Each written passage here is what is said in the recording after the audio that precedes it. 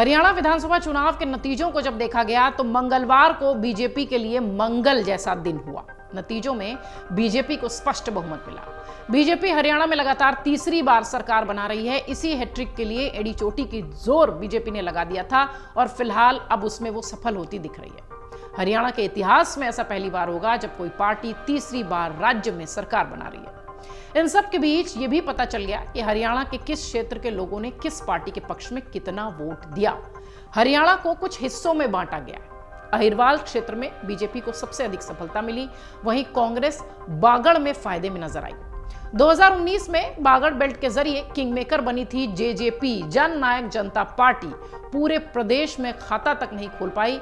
इस चुनाव में ऐसे ही तस्वीर बदलती है। 2019 का किंगमेकर 10 सीटों जीत कर आने वाला शख्स आज पूरे मतलब सियासी हाशिए पर ही नजर आता है। एक भी सीट जेजेपी के हिस्से नहीं गई।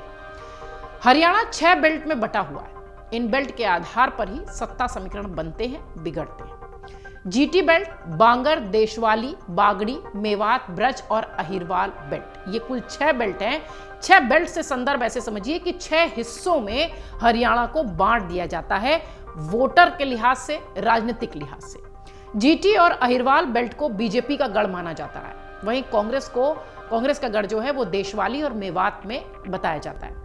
अधिकतर सीटों पर बीजेपी और कांग्रेस के बीच सीधा मुकाबला रहा। सभी क्षेत्रों में कुछ सीटों पर क्षेत्रीय दल, आम आदमी पार्टी, निर्दलीय और बागियों ने दिलचस्प बनाने का काम किया मुकाबले को। किस क्षेत्र में कितनी ज्यादा सीटें आई, किसे कहां झटका लगा, 2019 में किस तरीके से इन 6 क्षेत्रों की स्थिति थी, वो सब आपको बताने की कोशिश करते हैं। बागड़ बेल्ट से शुरुआत करते हैं। इस इलाके में कुल 16 विधानसभा सीटें आती हैं। बागड़ बेल्ट में सिरसा, फतेहाबाद, हिसार, भिवानी का कुछ हिस्सा शामिल है। 24 के चुनाव में बागड़ बेल्ट में कांग्रेस फायदे में रही। कांग्रेस के 4 विधायक इस क्षेत्र से जीत कर आए। 2019 के चुनाव में बागड़ बेल्ट में बीजेपी को बढ़त थी। बीजेपी ने 16 में से 7 सीटें जीती थी और इस बार वो घटकर 6 रह गई हैं। 2019 के अलावा दुष्यंत चौटाला की जननायक जनता पार्टी और गोपाल कांडा की हरियाणा लोकहित पार्टी, ओम प्रकाश चौटाला की इंडियन नेशनल लोकदल को 1-1 सीटें मिली थी। वहीं 2 निर्दलीय भी इस इलाके से विधायक चुने गए थे। इस बार इंडियन नेशनल लोकदल का आंकड़ा 1 से बढ़कर 2 हो गया है। जेजेपी और हरियाणा लोकहित पार्टी और निर्दलियों को इस इलाके में नुकसान हुआ है।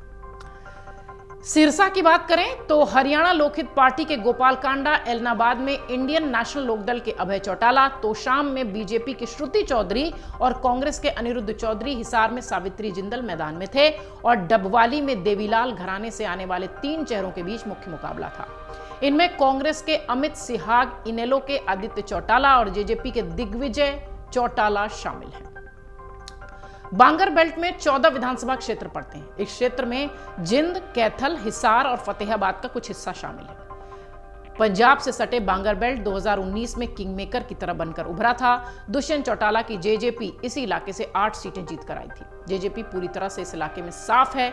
बीजेपी और कांग्रेस को इस इलाके में फायदा हुआ है। इस चुनाव में बीजेपी की सीटें 4 से बढ़कर 7 हो गई और कांग्रेस का आंकड़ा 1 से सीधे 7 पर पहुंच गया। इसके अलावा निर्दलीय के खाते में 1-1 सीटें आई थी, लेकिन इस बार किसी निर्दलीय को इस इलाके से जीत नहीं मिली है।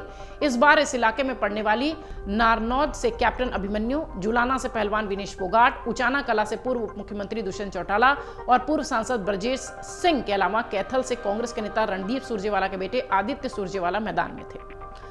देशवाली की बात करें तो देशवाली बेल्ट में कुल 14 विधानसभा सीटें आती हैं। इस इलाके में रोहतक, सोनीपत, झज्जर और पानीपत और हिसार का कुछ हिस्सा आता है। पिछले चुनाव में देशवाली बेल्ट कांग्रेस को सबसे ज्यादा 11 सीटें देते हुए दिखाई पड़ा था, लेकिन इस बार 8 ही उम्मीदवार यहां से जीत सके। बीजेपी के 2 विधायक यहां से जीते थे, जबकि इस बार 4 उम्मीदवार विजयी हुए हैं। इसके अलावा निर्दलियों को जीत मिली थी, लेकिन इस बार 2 स्वतंत्र उम्मीदवार भी जीते हैं और इस चुनाव के चर्चित चेहरों में शामिल भूपेंद्र सिंह हुड्डा, पूर्व मंत्री ओम प्रकाश धनखड़, रघुवीर कादियान, गीता भुक्कल, डॉक्टर अरविंद शर्मा इसी इलाके से थे। जीटी बेल्ट, ये वो बेल्ट जहां पर देखा जाए तो सबसे बड़ा जो इलाका है हरियाणा का वो इसी क्षेत्र से आता है, इसी बेल्ट से आता है।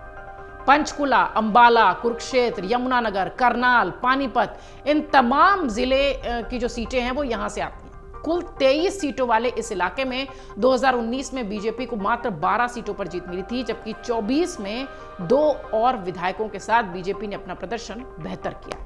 वहीं कांग्रेस की बात करें तो कांग्रेस ने 9 सीटों का अपना प्रदर्शन बरकरार रखा है। एक सीट निर्दलियों के खाते में गई है इस बेल्ट में, और जेजेपी के खाते में जो पिछली बार सीट गई थी, यह इस बार आंकड़ा 0 है। जीटी बेल्ट में अब की बार चर्चित चेहरों की बात करें तो सीएम नायब सिंह सैनी, पूर्व मंत्री अनिल विज, मंत्री कंवरपाल गुर्जर, असीम गोयल, विधानसभा अध्यक्ष ज्ञानचंद गुप्ता, पूर्व उप मुख्यमंत्री चंद्रमोहन बिश्नोई, मंत्री सुभाष सुधा, पूर्व मंत्री अशोक अरोड़ा और मंत्री महिपाल ढांडा इसी इलाके से चुनाव लड़ते हैं या लड़ते हुए दिखाई पड़े।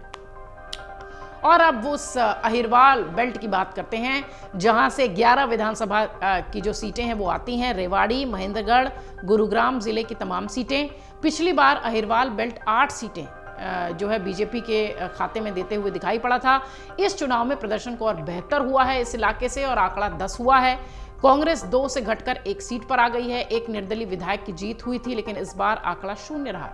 इस बार के चर्चित चेहरों की बात करें तो अटेली से केंद्रीय मंत्री राव इंद्रजीत की बेटी आरती, रेवाड़ी से पूर्व मंत्री अजय यादव के बेटे चिरंजीव, महेंद्रगढ़ से पूर्व सीपीएस राव दान सिंह, नांगल चौधरी से मंत्री डॉक्टर अभय यादव और बादशाहपुर से पूर्व मंत्री राव नरबीर सिंह मैदान में थे।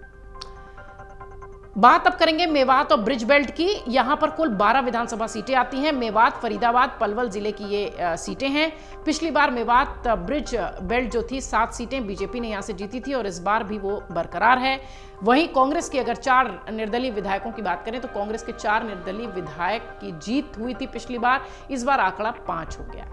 इस बार के चर्चित चेहरों की बात करें तो चौधरी उदय भान, मंत्री मूलचंद शर्मा, पूर्व मंत्री कर्ण सिंह दलाल, मामन खान, आफताब अहमद, मोहम्मद इलियास और नीरज शर्मा इसी इलाके से थे। तो इस तरीके से देखा जाए तो हरियाणा के ये जो 6 बेल्ट हैं, इसने इस बार बड़ा ही अजीब सा पूरा जो समीकरण है वो दिया है। किसी इलाके में 2019 की तुलना में बीजेपी ज्यादा दिख रही है, उसी इलाके में जहां बीजेपी 2019 में ज्यादा थी वहां कांग्रेस बढ़त बनाती नजर आई है।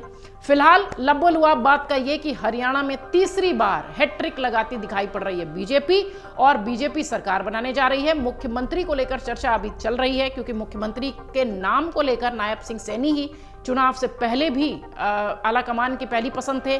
लेकिन इस वक्त जिस तरीके से मुख्यमंत्री को चेहरे को लेकर अपने अपने दावे बीजेपी के तमाम नेताओं की तरफ से पेश किए जा रहे हैं, ऐसा लगता है कि मुख्यमंत्री चेहरे को लेकर हो सकता हो हरियाणा में थोड़ी खींचतान नजर आए।